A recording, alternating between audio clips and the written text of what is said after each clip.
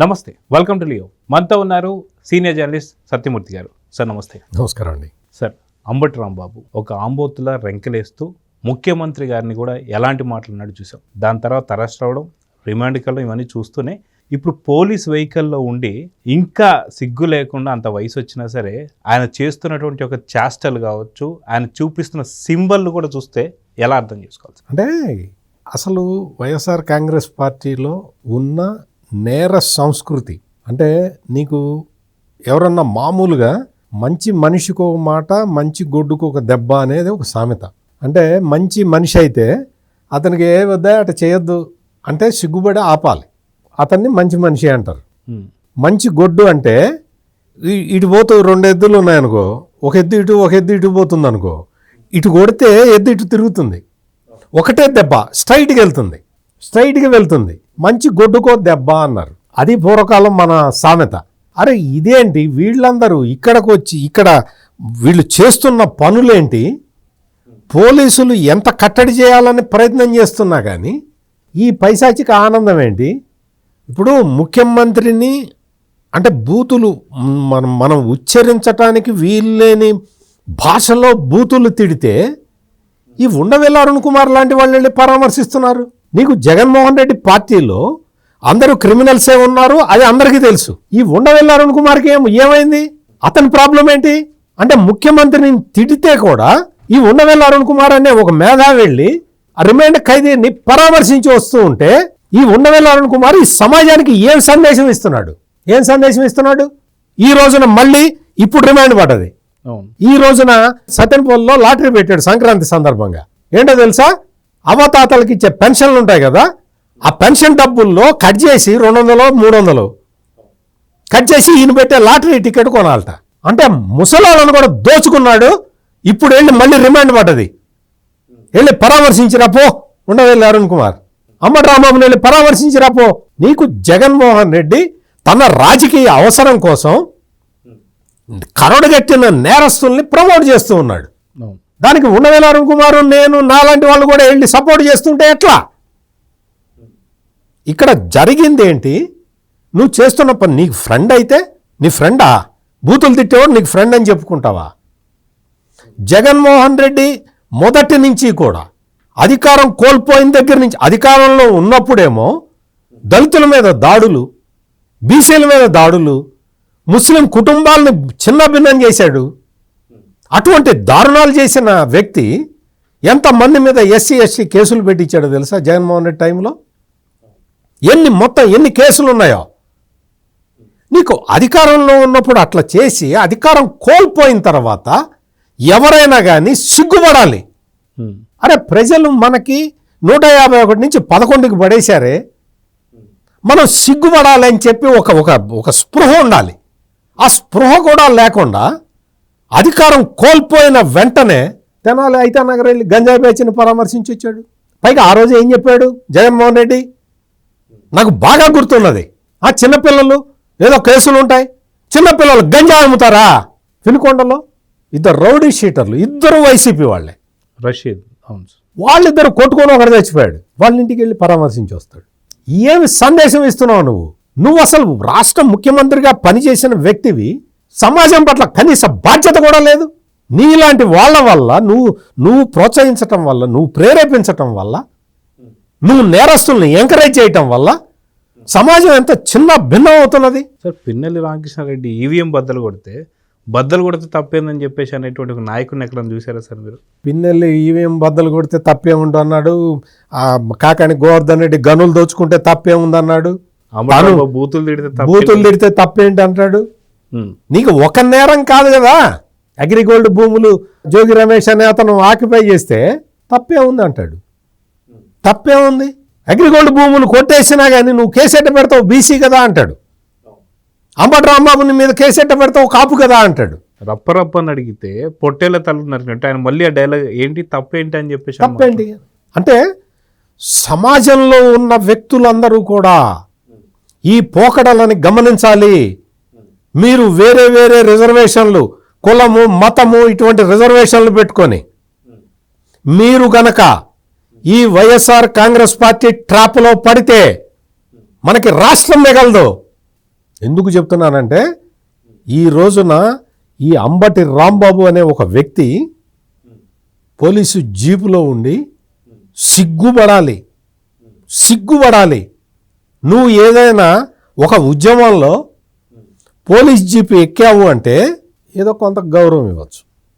ఏదో ఉద్యమం చేశాడయా ప్రజల కోసం, ఏదో ఉద్యమం చేశాడు ప్రజల సమస్యల మీద అని చెప్పచ్చు.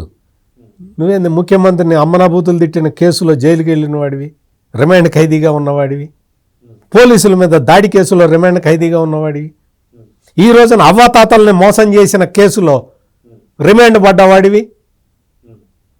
నువ్వేంది నువ్వు వచ్చి నేను సంతోషంగా ఉన్నాను, నేను తగ్గేదేలే అంటావేంటి? ఎంత నీచం!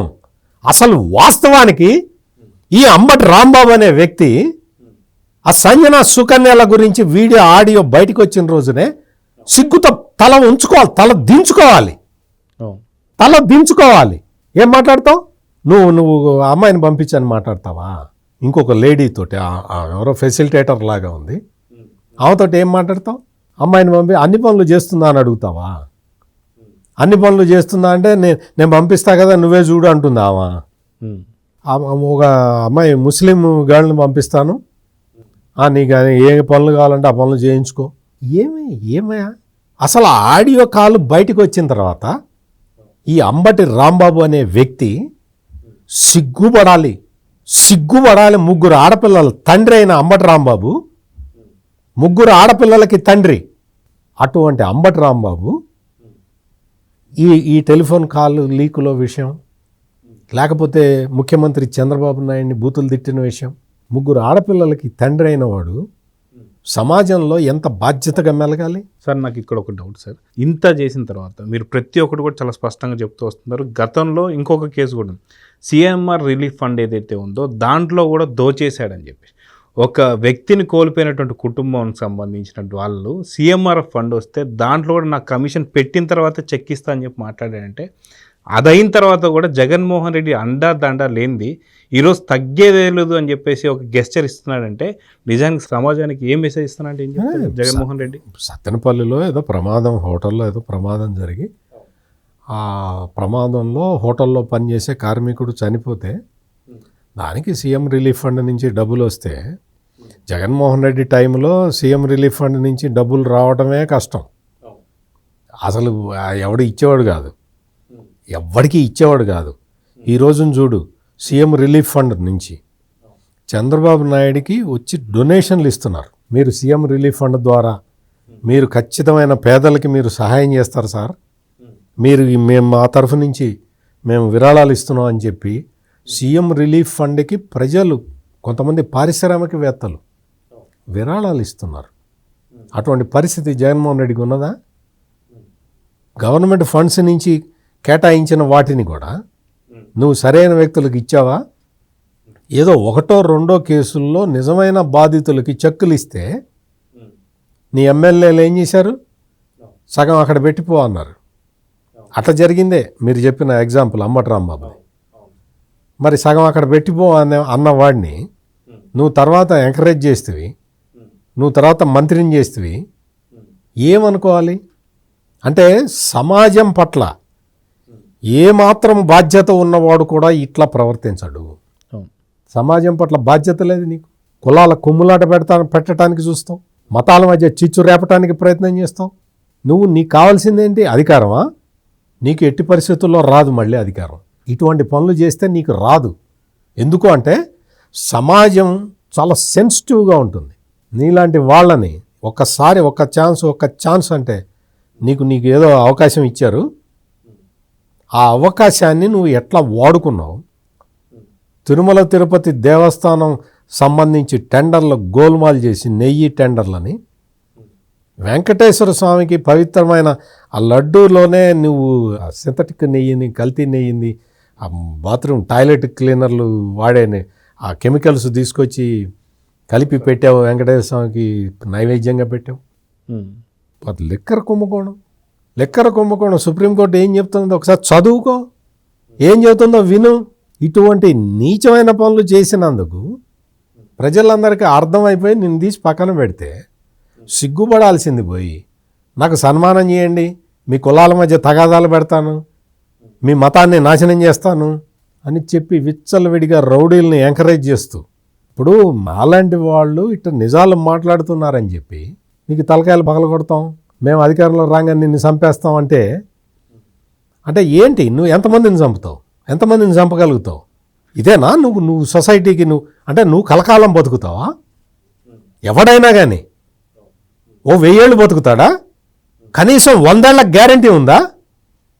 100 ఏళ్ళు నేను ఖచ్చితంగా బతుకుతానని రాసివ్వగలుగుతావా? వాడిని చంపుతా, వీడిని నరుకుతా, వాడిని ఇచ్చేస్తా, వీడిని ఇచ్చేస్తా, నీ బతుకంతా ఇంతేనా? ఆలోచించుకోవాలి. సొసైటీ ఇటువంటి నాయకుల్ని చూసి, ఇటువంటి అంబటి రాంబాబు లాంటి వ్యక్తులను చూసి సమాజం భయపడకూడదు. తాత్కాలిక క్షణికమైన ఆవేశాలకి కులాన్ని మతాన్ని చూసుకొని ఆవేశపడకూడదు. వీళ్ళిచ్చే డబ్బులకి ఆశపడద్దు. సమాజం మొత్తం అప్రమత్తంగా ఉండాలి ఇటువంటి కీచకుల పట్ల. అంతే తప్ప సమాజం ఏమాత్రం కనికరించినా మొత్తం ఎన్ని చెప్పాను నేను, ఎన్ని నేరాలు చెప్పాను. ఇదే అంబటి రాంబాబు విషయానికి వస్తేనే ముఖ్యమంత్రిని ఉద్దేశించి బూతులు మాట్లాడాడు, లాటరీ టికెట్ల పేరుతో అవాతాతలను మోసం చేశాడు, సీఎం రిలీఫ్ ఫండ్ నుంచి వచ్చిన డబ్బులు కొట్టేశాడు, పోలీసు డ్యూటీకి విఘాతం కలిగించాడు, పోలీస్ స్టేషన్కి వెళ్ళి ధర్నాలు చేస్తున్నాడు, అరెస్ట్ కాగానే కులాన్ని ఉపయోగించుకుంటున్నాడు, కూతుర్ని తీసుకొచ్చి పెడుతున్నాడు, మాట్లాడిస్తున్నాడు. ఆ కూతురు మా నాన్న అనదు, ఎందుకో నాకు అర్థం కావట్లా. ఆ కూతురు అంబటి రాంబాబు గారే ఉంటుంది. అదేంటి నాన్న అనవా, పేరు పెట్టి పిలుస్తావా? ఎందుకో మరి నాకైతే అర్థం కావట్లా.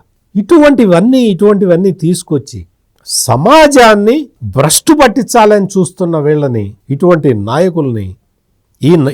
నాయకుల్ని ప్రోత్సహిస్తున్న మహానాయకుల్ని సమాజం గుర్తుపెట్టుకోవాలి.